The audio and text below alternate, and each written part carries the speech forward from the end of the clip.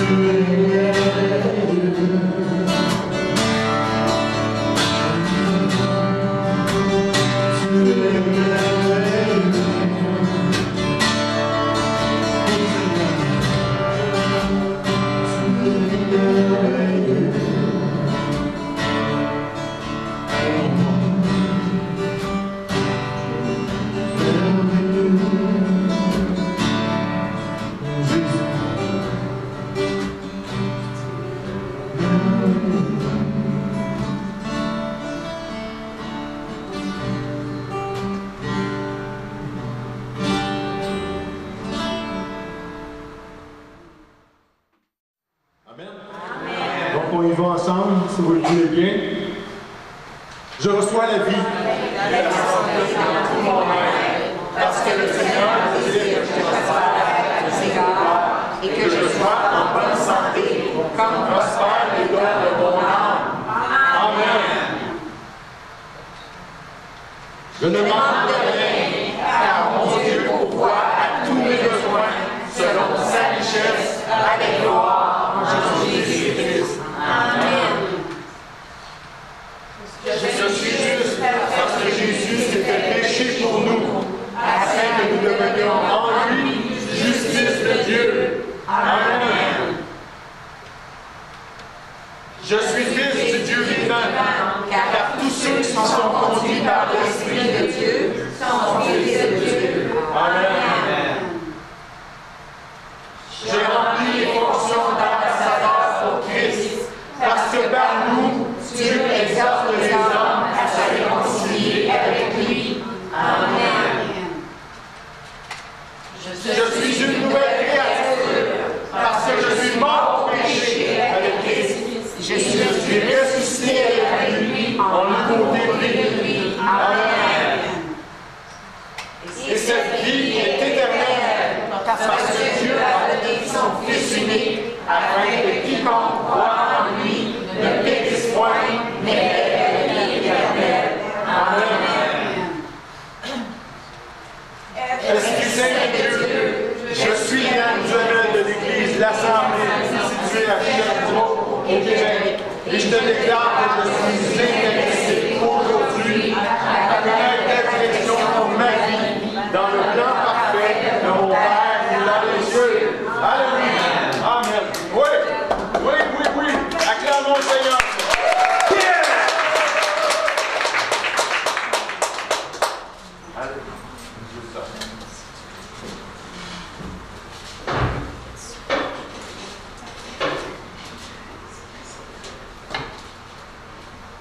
Seigneur est bon.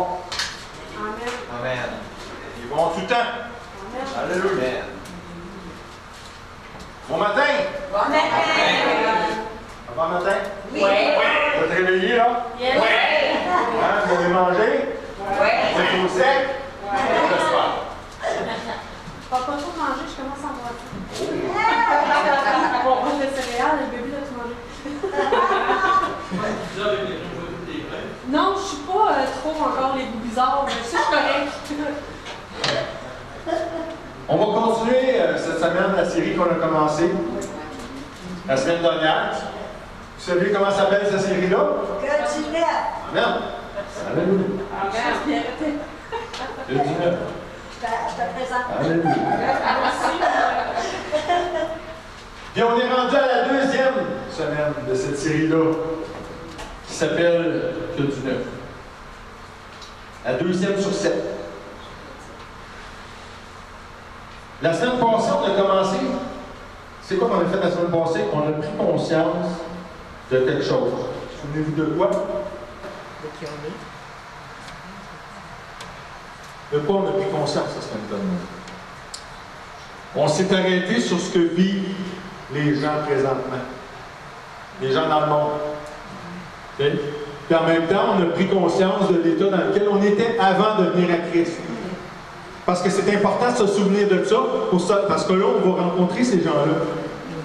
Il faut les comprendre.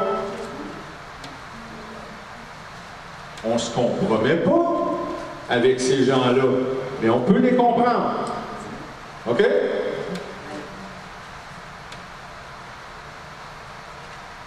On a parlé aussi que cet état-là, c'était pas nécessairement permanent. Dieu merci. Hein? Que ça peut être changé, que tu peux avoir, ça peut être changé radicalement, que tu peux faire un virage à 180 degrés dans les voies du Seigneur. Mais pour que ça change, on a vu aussi que ça prend quelque chose. Vous vous souvenez-tu de quoi que ça prend? Hein? Tu sais, pour péter la bulle, pour changer le statu quo, là, ça prend quelque chose. C'est quoi que ça prend? On a dit la semaine dernière que ça prend une bonne nouvelle. On a parlé de la bonne nouvelle de l'Évangile de Jésus-Christ. Puis on a vu aussi que c'était grâce à cette nouvelle-là. Vous vous souvenez, la foi, ça vient de quoi? C'est ce que l'on entend. Amen. La foi vient de ce qu'on entend. Si tu entends la bonne nouvelle de l'Évangile de Jésus-Christ, là, tu es dans la bonne traque. OK? La foi vient de ce qu'on entend. Ce qu'on entend vient de la parole. Puis, grâce à cette bonne nouvelle-là, le Saint-Esprit, là, il peut venir. Il peut déjà venir. Puis commencer à activer la mesure de foi que tous les êtres humains ont. Tout. C'est ça? Tous les êtres humains ont reçu une mesure de foi. Puis l'Esprit Saint, il peut venir faire son œuvre. Son œuvre, c'est quoi? C'est de révéler. De révéler aux gens la condition dans laquelle ils sont présentement, qui ont besoin d'être sauvés. On est tous rendus à la même place? Ça, c'est ce qu'on a vu la semaine dernière. OK? Donc, rendu à ce moment-là, les non-croyants, ils réalisent par l'Esprit Saint. OK? Est-ce que ça veut dire que parce qu'ils réalisent, tous viennent à Christ? Non. On va en parler. On va en parler. Mais, en tout cas, ils réalisent quelque chose. Premièrement, ils réalisent où ils s'en vont. C'est plaisant? Pas vraiment. Hein? Tu sais, d'habitude, tu es excité quand tu sais que tu t'en vas passer 2 semaines dans le sud, hein? Sur une belle plage de sable doré, là, avec la mer qui est à quoi? Wow! T'as hâte! Hein, t'as hâte! Mais quand ils réalisent par l'Esprit Saint, ils se rendent compte, c'est quoi la destination? C'est un petit peu moins tentant. Hein? Puis deuxièmement, ils réalisent premièrement où est-ce qu'ils s'en vont, puis deuxièmement, bien, ils réalisent que, comme je viens de vous dire, ça ne lui tente pas de se ramasser là. Ça ne lui tente pas. Puis troisièmement, qu'ils devraient peut-être ouvrir les horizons pour explorer le chemin étroit dont la parole nous parle. La solution que Dieu laisse apparaître, puis qu'on a vu la semaine dernière, OK? On a vu ça. La semaine dernière, quand on témoigne aux gens de leurs conditions présentes, on a vu que Dieu, il ne fait pas juste garrocher une pelletée de boîte sur eux autres. Il leur donne aussi la solution qui vient avec. Hein? Et on voit ça, on va retourner encore à ce qu'on a vu la semaine dernière, dans le livre, dans la lettre de Paul aux Romains, au chapitre 6, le verset 23, Paul nous déclare que les gages du péché, c'est la mort. Ou si vous aimez mieux, le salaire du péché, c'est la mort. Ou la résultante du péché, c'est la mort. Ou la conséquence du péché, c'est la mort. C'est tout la même chose. La mort, on parle de la mort spirituelle. C'est quoi ça, la mort spirituelle? C'est d'être séparé de Dieu pour l'éternité. Séparé de Dieu. Imaginez-vous, là, les gens qui ne connaissent pas Jésus-Christ aujourd'hui, présentement, qui sont dans le monde, bien, ils vont être comme ça pour l'éternité. Dans leur malheur, dans leur souffrance, pour l'éternité. Donc, on vient encore à Romains 6, 23, car les gages du péché, c'est la mort. Ça, c'est la mauvaise nouvelle. Mais le Seigneur, il ne laisse pas ça de même. Mais le don de grâce de Dieu, c'est la vie éternelle dans le Christ Jésus, notre Seigneur. Amen. Hey. C'est même le pécheur le plus débauché, même le croyant le plus abruti, le non-croyant, pardon, le non-croyant le plus abruti, il est assez intelligent pour comprendre que dans ce passage-là, il est mort au péché. Mais il semble avoir une solution. Il y a une solution qui est laissée présager là-dedans. C'est pas dit mot pour mot, mais tu lances les lignes, c'est facile à décoder pas mal.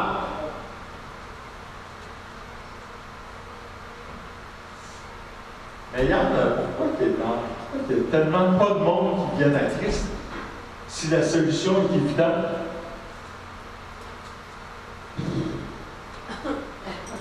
Ben, pour un paquet de raisons, mais entre autres, il y en a une qui se distingue beaucoup des autres.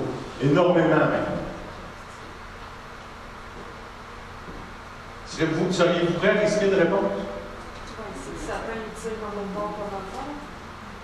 Oui, c'est vrai que Satan il influence, mais la grosse raison, oui. Mais c'est eux autres qui veulent être maîtres de leur vie. Voilà. En fait, ça touche ce que tu dis. La raison principale, là,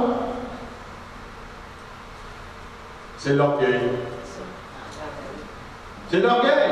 Les gens, là, ils sont récalcitrants. Vous savez, tu n'as pas besoin d'avoir un doctorat en parapsychologie pour comprendre ça, là. Tu as juste à regarder les gens dehors, puis comment ils sont récalcitrants à soumettre à l'autorité. Peu importe l'autorité, n'importe quelle autorité. Si tu penses-tu qu'il va runner ma vie, lui-là? Pourquoi? Pourquoi ils sont si récalcitrants?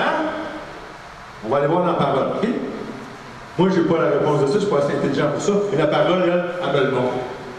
Êtes-vous prêts à vous faire révéler ça? Oui. On va tourner, si vous avez votre épée, Rachel, tantôt, elle vous a dit, avez-vous votre épée, l'épée de l'Esprit, la parole de Dieu? Je vous invite à tourner dans la lettre de Paul aux Éphésiens, au chapitre 2. Ah, ce sont doux, des pages qui tournent.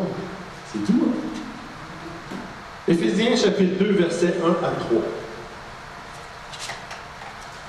Paul nous dit que nous autres, quand on était morts dans nos fautes et dans nos péchés, dans lequel, je vais lire les mots exacts, et vous, lorsque vous étiez morts dans vos fautes et dans vos péchés, dans lesquels vous avez marché autrefois, selon le train de ce monde, selon le chef de l'autorité de l'air, de l'esprit qui opère maintenant dans les fils de la désobéissance. Dans certaines versions, vous pouvez voir les fils de la rébellion. Oui, c'est ça, je vois aussi.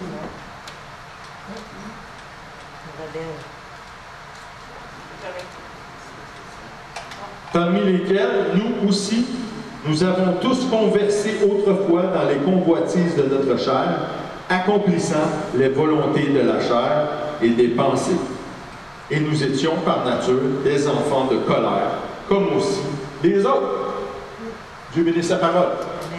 Amen. Donc, on le voit tout de suite, hein? J'ai-tu entendu la parole nous parler des fils de l'obéissance? Ah!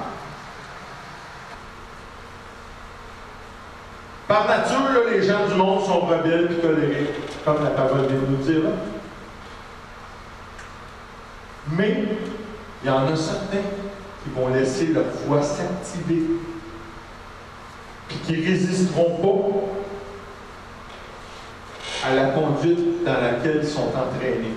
À savoir qu'ils ont besoin vraiment du secours qui vient d'en haut.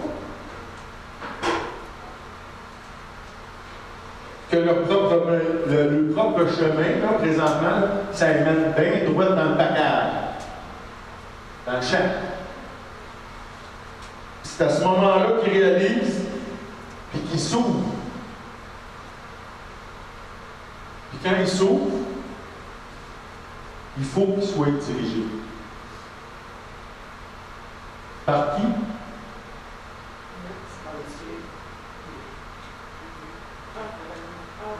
C'est qui apporte le message? C'est Dieu. C'est pas Dieu qui va descendre de son trône et qui va dire hey, allume là. C'est nous. Là, c'est important. Là, Rachel a parlé de renouveler l'intelligence. Il faut arrêter de rire de ça et trouver ça assez drôle, le joke que le pasteur ramène semaine après semaine de renouveler notre intelligence. Il faut le faire. C'est qui Jésus-Christ à terre? C'est nous. C'est nous. C'est nous! Jésus-Christ, là, si vous allez là, dans l'évangile de Jean, au chapitre 17, là, pendant tout le chapitre, là, il prie le Père de nous laisser ici. Pour que nous, on reprenne ses œuvres. C'est nous maintenant. Il est la tête. On n'ôte rien. Je ne suis pas en train d'ôter Jésus de l'équation, c'est pas ça du tout. Il est la tête, on est le corps. OK? Il a tout pensé, il a tout élaboré, nous autres, on agit. Amen? Amen. Fait que c'est là que nous autres, on doit il faut qu'on les dirige.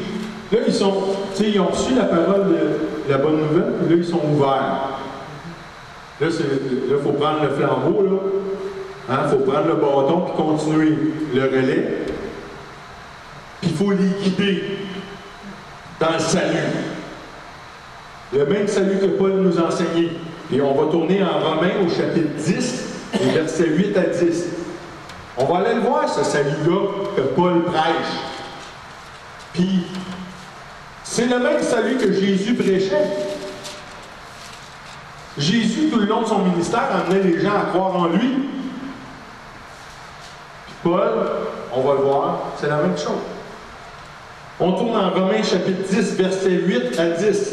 On l'a vu souvent, ce passage-là. Paul nous dit, mais que dit-elle? C'est qui ça, elle? Elle, c'est la parole de foi. Qu'est-ce que dit la parole de foi? La parole est près de toi, dans ta bouche et dans ton cœur. C'est-à-dire la parole de la foi, laquelle nous prêchons. Savoir que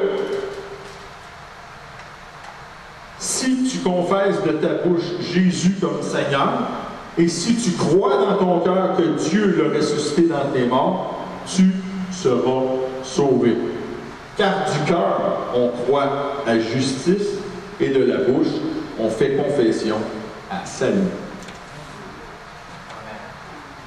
Donc, pour être sauvé, il faut croire, il faut que la personne croie dans toute l'œuvre rédemptionnelle, salvatrice de Jésus. Toute l'œuvre de Jésus, du début à la fin. C'est quand le début, il est au ciel. Le début, Jésus est encore Dieu dans toute sa gloire céleste. Puis à un moment donné, Jésus, il a tout laissé ça de côté à la demande du Père pour aller sur la terre. OK? C'est là qu'elle commence là. Puis elle se termine quand il remonte vers son Père. OK? C'est l'œuvre que Jésus est venu faire sur la terre. C'est en ça que Jésus amenait les gens du temps, les Juifs, à croire en lui. Mais on sait qu'il y en a plein qui en passé droit.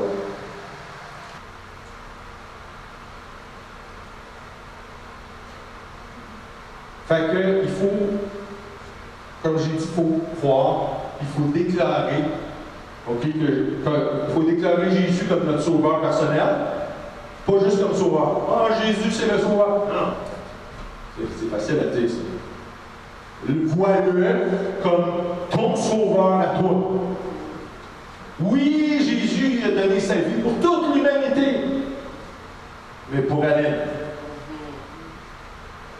Si tu n'es pas capable de t'approprier ce salut-là, ce sacrifice-là que Jésus a fait pour toi, c'est pas ton sauveur personnel.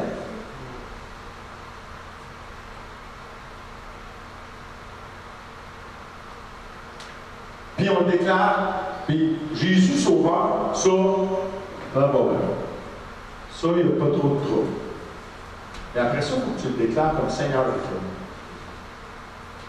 Parce que si tu le déclares juste comme sauveur, tu n'as rien à changer dans ta vie après ça. Si tu penses bien à ça. Si tu y penses comme il faut, là, si tu acceptes Jésus comme sauveur seulement, tu peux continuer dans le chemin que tu étais avant. C'est le fait que tu l'élèves comme Seigneur de ta vie qui fait que ta vie va changer. C'est parce que tu vas l'élever comme Seigneur de ta vie que maintenant, là, ça va être important pour toi d'aimer ton Dieu de toutes tes forces, de toute ton être, de toute ta pensée. Puis que tu vas aimer ton prochain comme toi-même. Si tu n'élèves pas Jésus comme le Seigneur de ta vie, ça, là, ces mots-là, ça ne veut rien dire.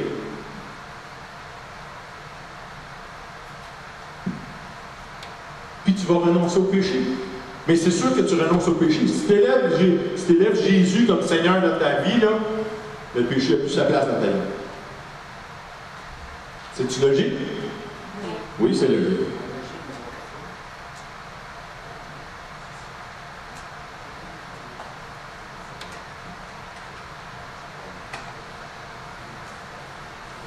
Tous autant que vous êtes ici devant moi aujourd'hui, là, présents de corps, d'âme, j'espère, et d'esprit, est-ce que vous êtes tous capables de guider quelqu'un dans le salut? Dans le salut que Paul prêche, que Paul, qu'on vient de voir dans Paul. Êtes-vous tous capables, là? Quelqu'un, vous le voyez, il est ouvert, là. Êtes-vous tous capables de guider quelqu'un vers le salut? Oui. Et puis, je vous dis tout de suite, là, non, c'est pas une réponse valable.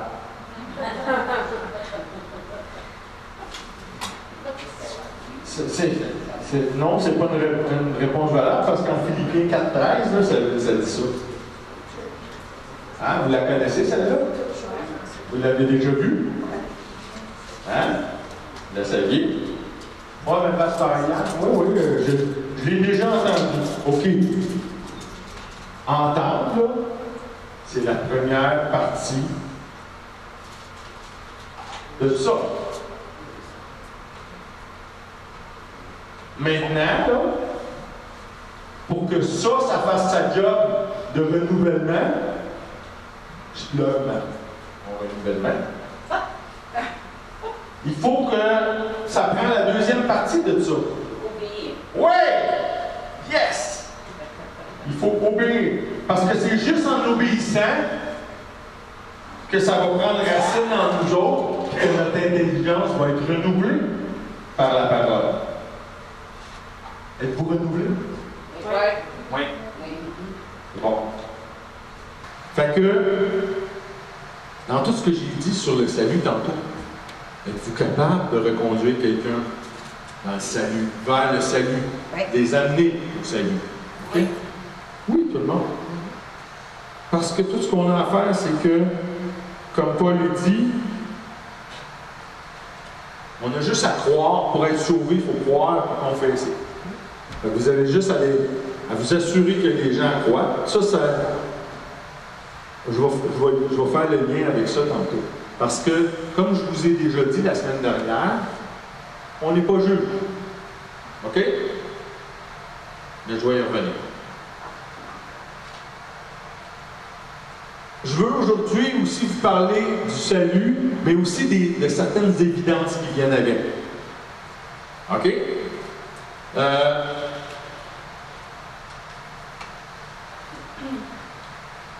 Tout le monde ici est au courant qu'il existe 3 baptêmes? Hein? 3 baptêmes qui accompagnent un nouveau croyant. Oui. De façon biblique, je vous parle bibliquement. J'ai 3 baptêmes. Êtes-vous en mesure de les nommer? Baptême d'eau. Manquez le meilleur, manquez le plus important. C'est correct, mais non, regarde, c'est correct, c'est bon qu'on en parle. Il y a 3 baptêmes. Le premier baptême par lequel on est sauvé, c'est le baptême dans le corps de Christ. C'est quand tu crois dans ton cœur, tu confesses de ta bouche. T'es baptisé. Baptisé, vous savez c'est quoi baptisé? Baptisé, c'est immergé complètement par-dessus la tête. Okay? Il n'y a même pas un petit bout qui dépasse. C'est ça être baptisé. Donc, vous êtes baptisé dans le corps de Christ. Vous êtes entré dans le corps de Christ. Tu ne rentres pas dans le corps de Christ si tu n'es pas à Jésus. Okay? C'est le premier baptême, le premier de tout. Bien souvent, c'est celui qu'on oublie, celui qu'on ne sait même pas que c'est. Ah ouais, j'ai été baptisé, moi. Ouais. Tu as été baptisé dans le corps de Christ. Puis c'est qui opère ce baptême-là? C'est le Saint-Esprit. C'est le Saint-Esprit. Parce que quand tu donnes ta vie à Jésus, le Saint-Esprit vient passer le balai. Il vient sceller ça. Okay? Le deuxième, Geneviève va te parler tantôt, c'est le baptême dans le Saint-Esprit. Et c'est qui baptise? C'est Jésus. C'est Jésus, le Seigneur Jésus. C'est lui qui baptise dans l'Esprit. Tout comme les 120 dans la chambre haute, c'est Jésus qui leur avait promis, il avait dit, restez à Jérusalem, ma gang de... Allez pas ailleurs, là, restez là. Puis je vais envoyer quelque chose. C'est lui qui a baptisé les 120 dans l'Esprit. Puis, pour terminer, le baptême d'eau. Et c'est qui baptise dans le baptême d'eau? C'est le corps de Christ. OK?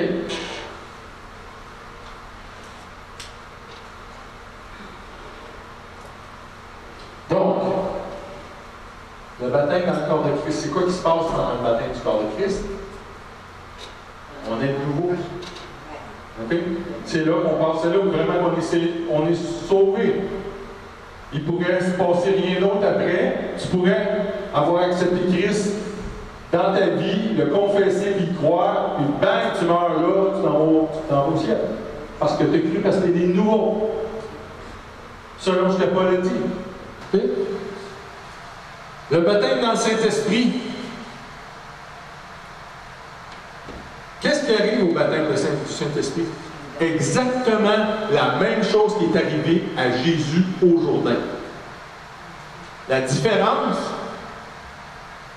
c'est que Jésus, lui, son baptême dans l'Esprit, il l'a préservé et il l'a gardé tout le long de son ministère. 24 sur 24, 7 sur 7. Vous en parlerez à Lazare. Lazare est sorti du tombeau parce que Jésus était rempli de l'Esprit.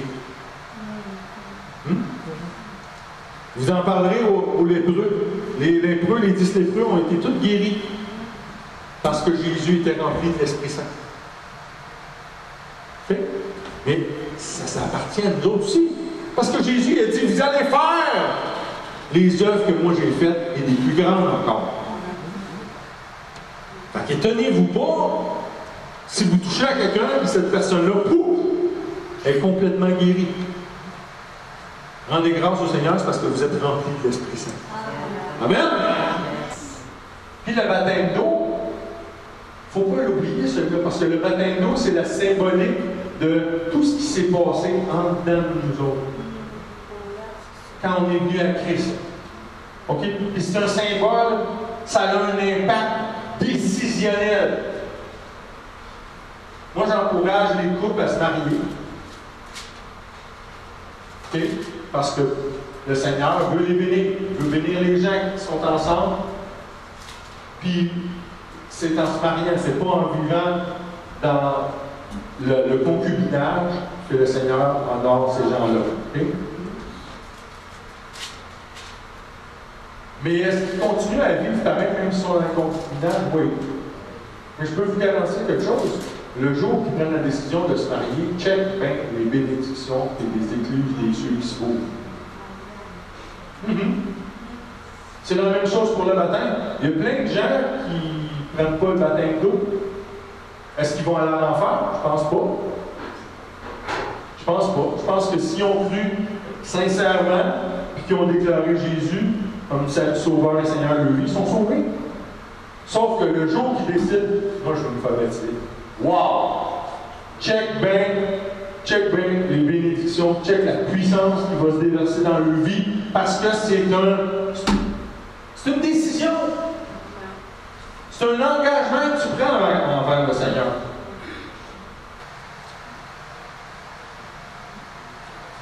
Je m'appuie sur quoi pour vous dire tout ça ce matin? Bien, on va tirer un exemple parfait. OK? Parfaitement complet dans la parole. Fait que, tout le monde son épée, on s'en va dans le livre des Actes, au chapitre 10. Et puis on va lire à partir du verset 37 jusqu'à 48. Ça va être long. Mais c'est important.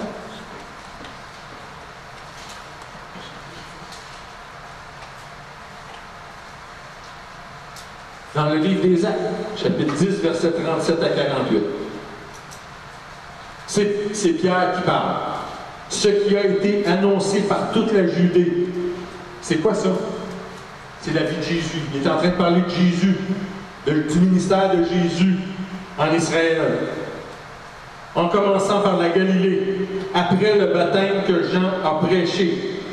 Jésus qui était de Nazareth, comment Dieu l'a oint de l'Esprit Saint et de puissance, lui qui a passé de lieu en lieu, faisant du bien et guérissant tous ceux que le diable avait asservis à sa puissance, car Dieu était avec lui.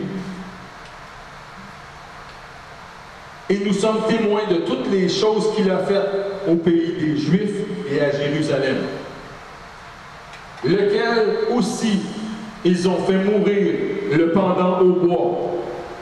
Celui-ci, Dieu l'a ressuscité le troisième jour et l'a donné pour être manifesté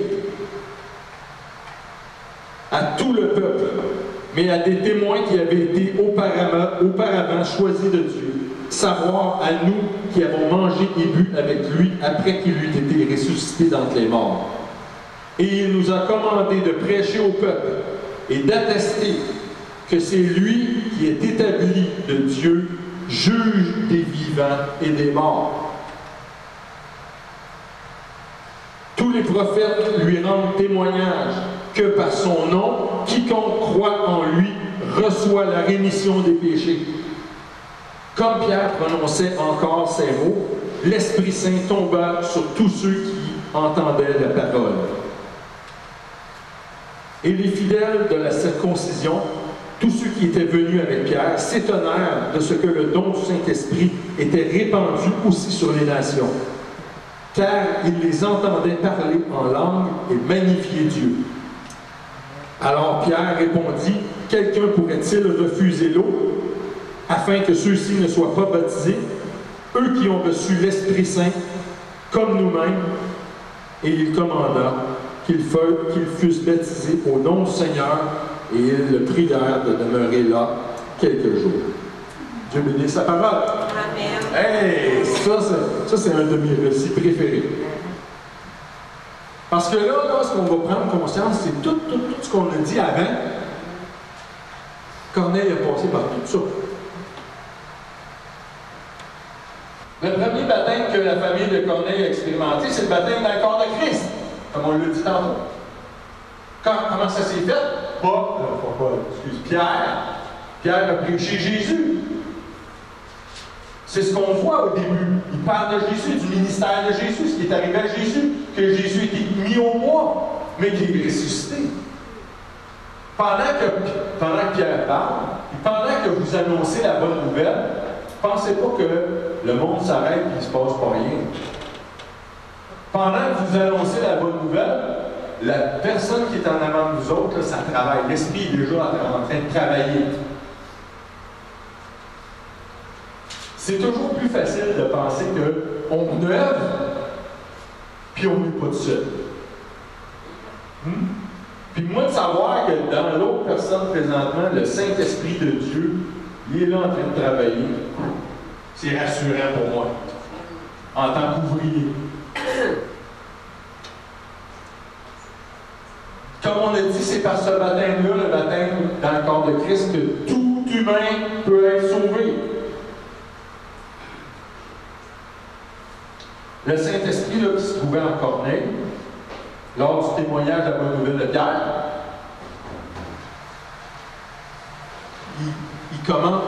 il active la foi qui est dans le Saint-Denis, qui est dans Corneille.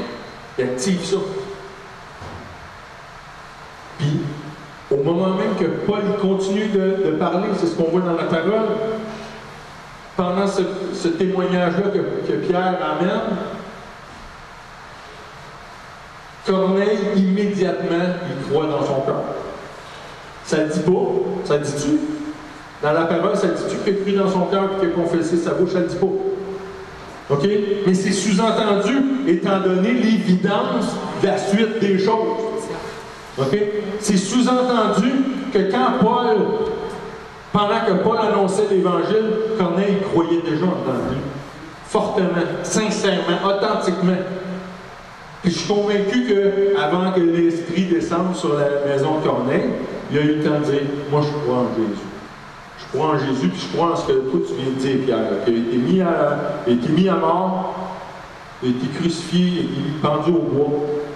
Puis je crois aussi que quand tu dis que le Père l'a ressuscité 3 jours après, je crois ça.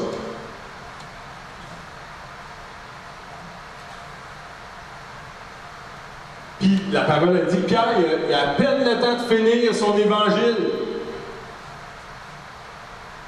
que déjà le Seigneur Jésus il baptise toute la famille dans le Saint-Esprit. Le Saint-Esprit qui est déjà là, il est déjà sur place. Jésus active immédiatement. Immédiatement, ils sont baptisés dans le Saint-Esprit. Puis comment Pierre, il voit ça? Par les langues. Parce qu'ils se sont tous mis à parler en langue. Et c'est pour ça que j'exhorte le corps de Christ. Puis je monte contre personne, puis je ne m'élève pas. Je ne commencerai pas à débattre avec personne des langues ce matin. Je sais que c'est tellement un sujet qui est controversé dans le corps de Christ. Puis je ne veux pas être une occasion de chute pour personne. Sauf que je veux juste qu'on comprenne, puis je veux juste vous exhorter. Dans le récit qu'on voit ici, OK? Toute la famille de Corneille, ils ont commencé à parler, à prier, à parler en d'autres langues. Puis qu'est-ce que ça dit? Ça dit que... Est-ce que ça dit qu'ils prophétisaient? Parce qu'on sait que Paul nous a dit que les langues, ça sert à deux choses. Une personne qui prie en langue, elle s'édifie elle-même. Ça, c'est quand elle prie en langue dans son endroit secret. Okay? Elle s'édifie dans l'Esprit Saint. Ou ben non, ça sert à prophétiser. Donc, si Corneille n'était pas en train de s'édifier, il était sûrement en train de prophétiser. C'est ça que la parole a dit? Non. La parole a dit qu'il magnifiait Dieu. C'est quoi magnifier? C'est arriver et mettre une grosse loupe. C'est ça, magnifier. Mettre une grosse loupe là, pour que tu vois bien l'action de Dieu et bien la présence de Dieu dans la situation.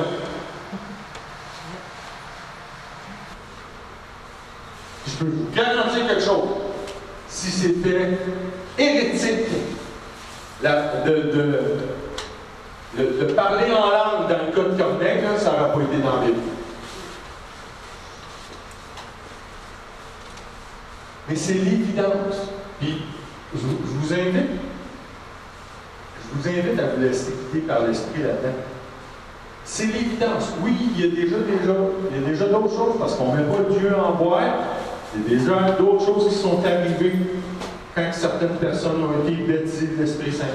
Mais le signe biblique et le signe le plus répandu quand quelqu'un est baptisé dans l'Esprit Saint, c'est le déversement des langues.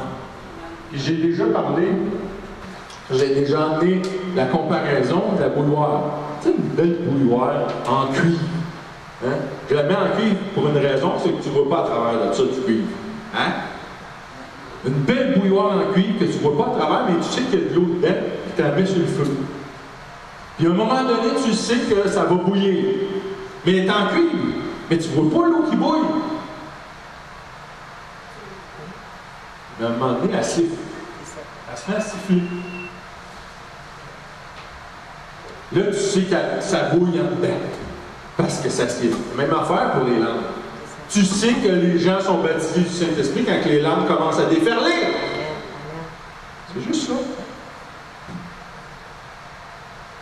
Fait que Pierre, là, je n'aurais pas voulu être dans ses shorts, Pierre, mais là, il est placé dans une situation où tu sais, il ne peut pas douter du salut de Corneille. Puis de toute la famille de Corneille. Il peut encore moins, comme qu'il dit lui-même, lui refuser le troisième baptême. Le baptême d'eau. Parce que dans ce temps-là, le baptême d'eau, c'était réservé juste aux enfants d'Israël. Puis d'ailleurs, Pierre était dans l'eau chaude à cause de ça. Mais voyez-vous l'exemple, la bonne exemple qu'on a là, dans le livre des Actes. 1, 2, 3, bang, bang, bang!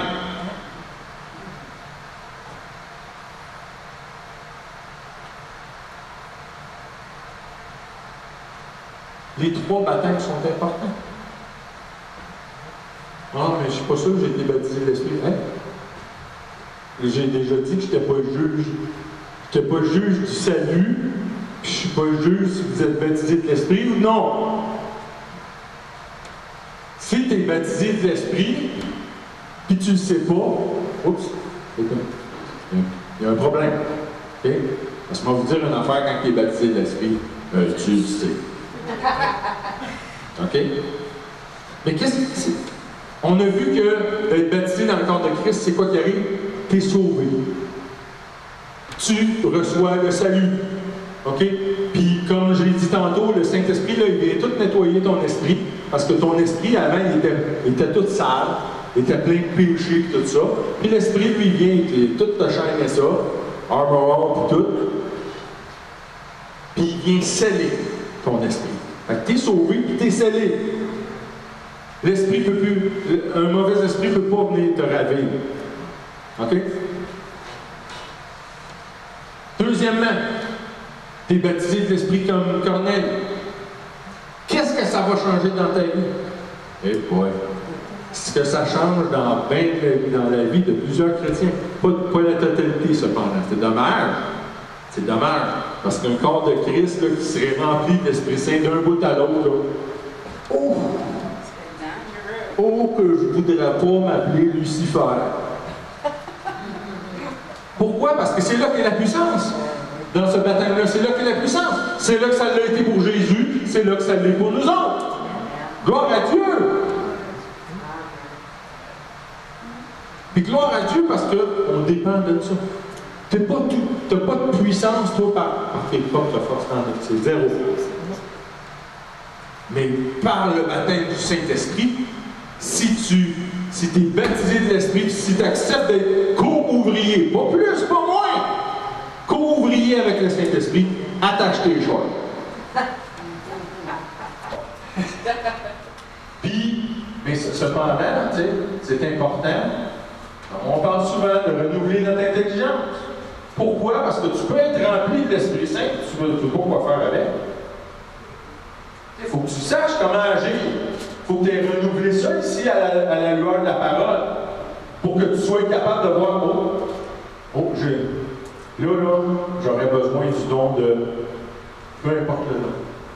C'est bien d'avoir une belle famille aussi pour oui. demander à tout ça. Oui.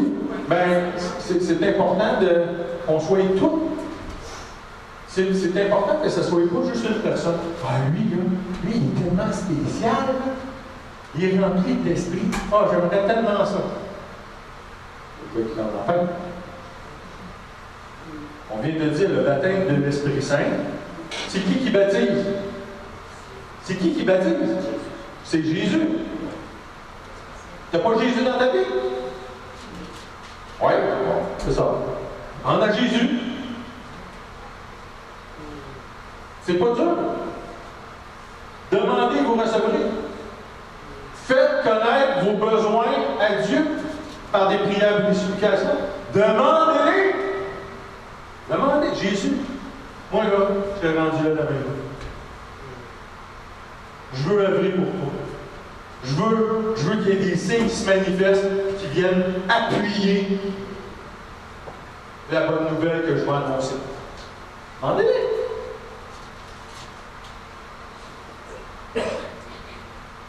Puis le baptême d'eau, c'est quoi qui se passe au baptême d'eau?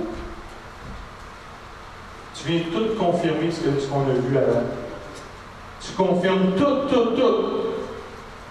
Parce que le baptême d'eau, là, je l'ai entendu souvent, celle-là. Si tu penses que je vais aller mettre ta tête en dessous de l'eau, ça va tout fucker mon brushing, ça. Non, il y a différentes raisons, mais il y a plein de gens qui disent tu penses que. Quand j'ai été baptisé quand j'étais bébé, c'est assez niaisable. Il y a toutes sortes de raisons de résister à ça. Il y a toutes sortes de raisons de résister à Dieu.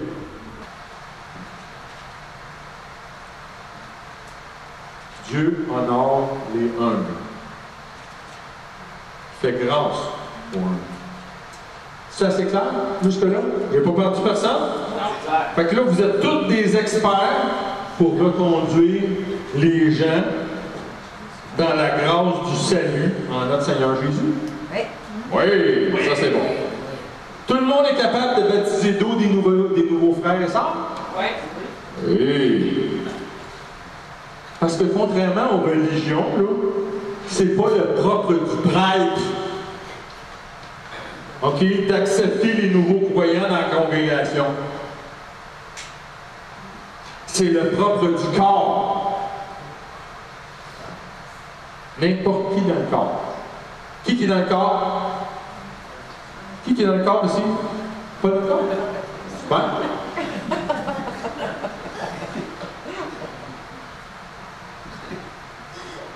Ah, mais Yann, je sais pas quoi dire. Moi, je fais ça comment, le baptême? Pourquoi il faut. Il est où le livre pour que les paroles qu'il faut dire dans le baptême? Ça n'existe pas, ça.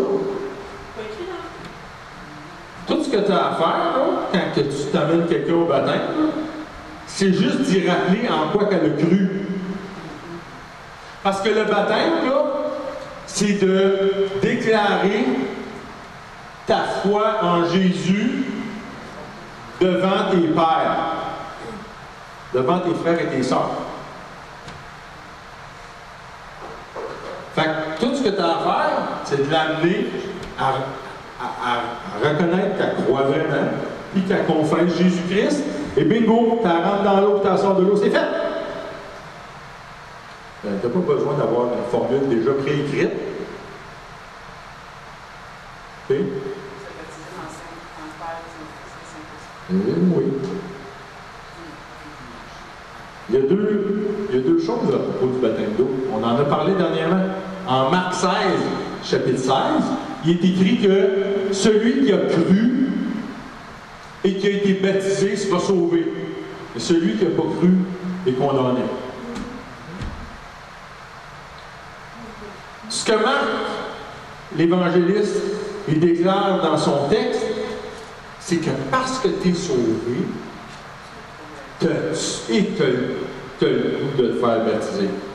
OK? C'est une conséquence. Tu ne te fais pas baptiser pour être sauvé. Tu es baptisé, donc tu es sauvé, donc tu te fais baptiser. Quand il dit « celui qui aura cru et qui sera baptisé sera sauvé », le qui sera baptisé, c'est une conséquence parce qu'il a cru. Vous remarquerez que dans l'autre partie du texte, l'autre partie du verset, quand il dit « Et celui qui n'a pas cru sera condamné », est-ce question de baptême, là? Non. Non. Si tu ne crois pas et tu te fais baptiser, je m'excuse. Paul, il dit « Il faut que tu croies dans ton cœur et que tu confesses de ta bouche. » Tu peux confesser de ta bouche pendant ton baptême, mais si tu ne crois pas dans ton cœur, c'est pour ça que je vous dis que moi, je ne suis pas juge de qui est sauvé et qui ne l'est pas.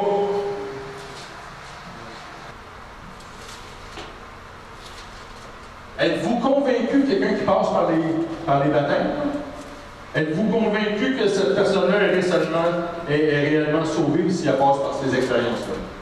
Ça n'a pas le cœur. Êtes-vous convaincu? Oui. Non, je l'ai dit. Je ne suis pas juge du salut d'une personne. Tu n'es pas juge du salut d'une personne. On n'est pas juge du salut de qui que ce soit. On n'est pas juge. Pas juge. Pas juge. Parce qu'il y a des gens qui passent par le baptême qui ne croient pas, comme on vient de le dire, ils ne sont pas sauvés. Mais c'est même pas encore à nous autres à dire ça. Il y a des gens qui ne passeront jamais par les eaux du baptême et pourtant sont sauvés. Et c'est pas à nous autres à dire ça. On n'a pas à juger de ça, pas de ça. On a d'autres choses à juger que la parole de Dieu nous dit nous enseigne de juger, mais pas du salut de qui est sauvé et qui n'est pas sauvé. C'est celui qui va s'asseoir sur le grand trône blanc. C'est lui, ça c'est sa job de savoir si tu es sauvé ou si tu n'es pas sauvé. Nous autres, notre mandat, c'est quoi? C'est d'aimer. On l'a parlé au début. Puis on fait comment pour aimer? En annonçant Jésus, oui. Partage la bonne nouvelle. C'est la meilleure façon d'aimer. Oui, tu peux en faire des câlins. Oui, tu peux en donner des bisous, là. Mais je vais te dire une affaire. Le père, là, quand tu vas tomber face à face avec lui, en haut, ça ne l'impressionnera pas tes câlins et tes bisous, mais ça va l'impressionner qu'il y a des milliers de personnes à qui tu as annoncé la parole et qui sont présentement avec toi au ciel. C'est par Jésus qu'on a accès à la vie éternelle. C'est par Jésus qu'on a accès à la vie éternelle. Si c'est pas ça un bon argument pour te rouvrir ça, là, ici, là, voyez-vous tous les avantages qu'on a après chez Jésus? Puis même si les gens disent, ah là, lâche-moi avec ton Jésus. Hey, oui, mais ça ne te tente pas, toi, d'avoir la vie éternelle. Peut-être que vous allez me dire, oui, mais Yann, c'est pas une bonne raison d'accepter Christ. Il faut que ça commence à quelque part. Il faut que ça parte de quelque part. Si ça ne part pas de nulle part, là, ça n'ira pas de nulle part. C'est plein de bons et de beaux aspects. Puis il y a plein d'avantages de bénédiction et de puissance quand on vient à Christ. C'est ça qu'il faut transmettre aux gens. On va voir tout ça. Puis plein d'autres choses encore dans la série que du neuf. À matin, là, ça serait le fun. Et en même temps, ça serait un brin intéressant, important, de constater quelque chose ensemble durant cette série-là.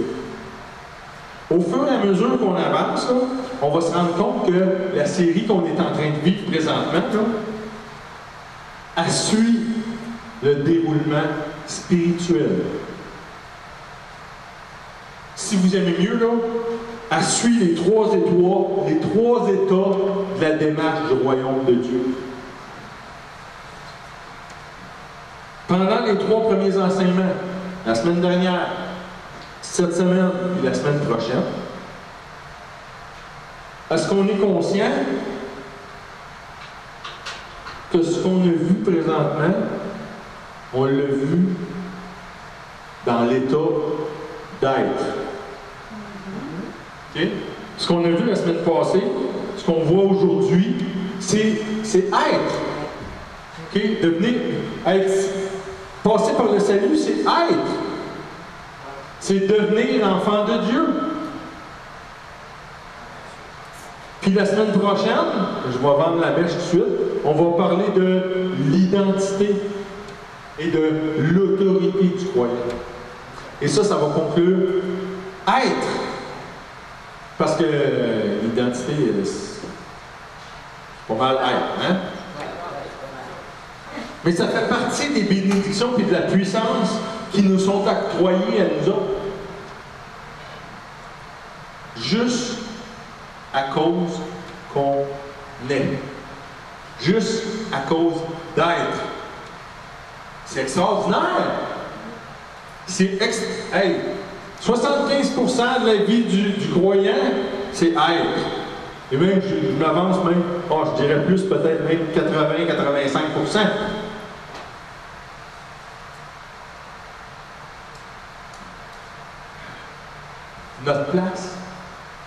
Notre place et nos attributs en tant que croyants. Les connaissez-vous, vos attributs en tant que croyants? Je vous donne un petit devoir, allez dans Marc 16, 17, les versets 17 et 18. On l'a vu plein là, les derniers temps, ce passage-là. Allez les voir, les attributs. Voici les signes qui accompagneront. Mettez pas ça si t'es pas croyant. Voici les signes qui accompagneront ceux qui auront cru.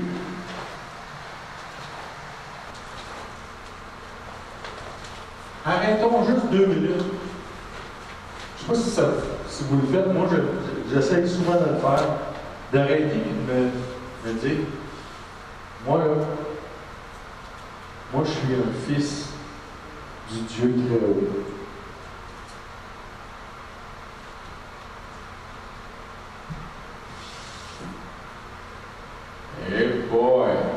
Là, là, ça change la perspective. Oui. Hum? Oui. Oh, oui, c'est vrai. Ouais, je me suis peut-être pas comporté comme il faut. Je suis pas comme un fils de Dieu. Hé, hé, hé, hé! J'ai pas dit ça pour condamner. Peut-être que tu as chuté, peut-être que tu as fait des gaffes. Le pardon, il est là pour ça. OK? Tu demandes pardon au Père, il te pardonne, c'est réglé, on n'en parle plus. Puis tu ne recommences pas maintenant.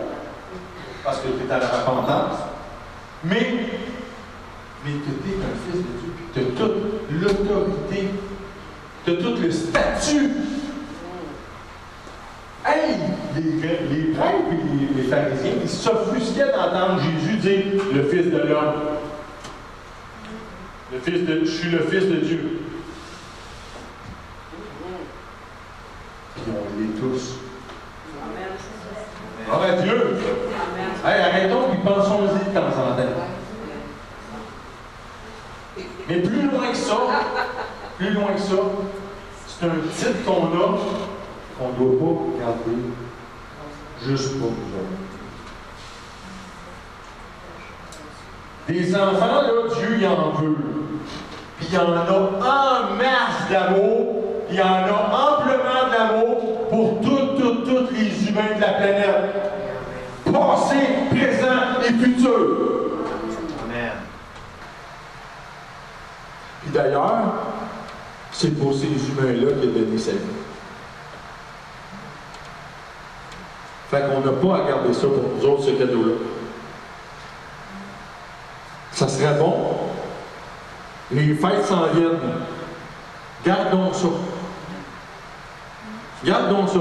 Au lieu de parler de la météo, là, puis de la COVID, hein? Puis, je vais en rajouter, puis les incalculables défaites du Canadien de Montréal. Non, tant qu'à tourner le couteau dans la plaie. Le nouveau DG aussi.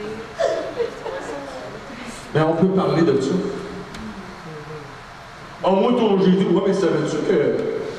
Regarde. Savais-tu ça qu'il y a quelqu'un qui a donné sa vie pour toi? Savais-tu ça? Tu le sais-tu au moins? La plupart des gens ne savent même pas. Ou bien ils savent, mais bien loin, en arrière, dans le décor. C'est bon, une fois de temps en temps, de lui mettre ça dans la face. Il lui dire, hey, c'est ça qu'il y a quelqu'un qui a donné sa vie? Sa vie! Pour toi. Là, tranquillement, vous allez voir les portes s'ouvrir. Vous n'êtes pas obligé de tout déballer dans le celui. Des petites billes ici, des petites billes là, pas plus que ça. Hey, là, il est 11h30, minuit le soir. C'est quoi tu voulais dire tantôt? Il y a quelqu'un qui a donné sa vie pour moi. Très bonne question. Je suis tellement heureux que tu me la poses. Amen. Fait que, pour le temps des fêtes, là, réglez votre démon. OK? C'est pas le temps d'avoir une belle petite ambiance intime, c'est le temps que ça brille. C'est le temps que le monde, là, on arrive devant eux autres et nous fasse. Tellement. Oui. Parce que je vous rappelle, puis je reviens sur quelque chose qu'on a enseigné en octobre, puis en novembre, pendant le mois des morts. Vous savez que les forces des ténèbres, eux autres, se sont activés pendant ce temps-là. Puis ont amené le cochonnerie au-dessus de la région pendant ces cochonneries, pendant ce temps-là. Puis ils se préparent, eux autres, à faire le mauvais coup, puis à faire tout. Ils s'activent, les forces des ténèbres. Fait que, c'est quoi qui dissipe les ténèbres? La lumière. La lumière. Et la lumière, c'est nous autres. Oui, c'est Jésus. Oui, c'est Jésus, mais à travers de nous autres. Ça brille pas fort si tu n'es pas là. Fait on va faire dissiper ces ténèbres-là. On va faire dissiper. On va tout saboter les efforts qu'ils font pour établir une cochonnerie. Amen. Fait que tout ce qu'on a à faire pour dissiper les ténèbres, c'est quoi? Prier. Prier. C'est ça qui est ça. Faut être une bonne bonne semaine sur les vies. En le nom de Jésus. Amen.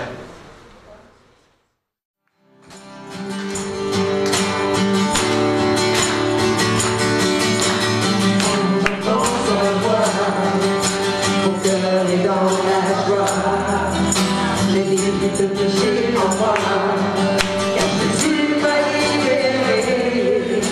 Désormais c'est l'amour que je veux partager. Quelle joie, quelle joie, Jésus m'a sauvé.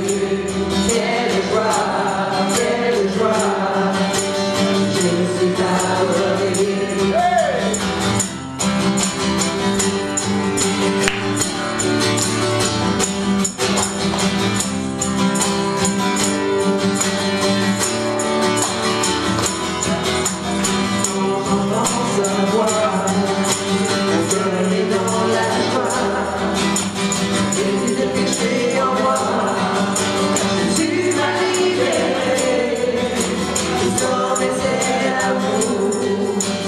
Je veux partager.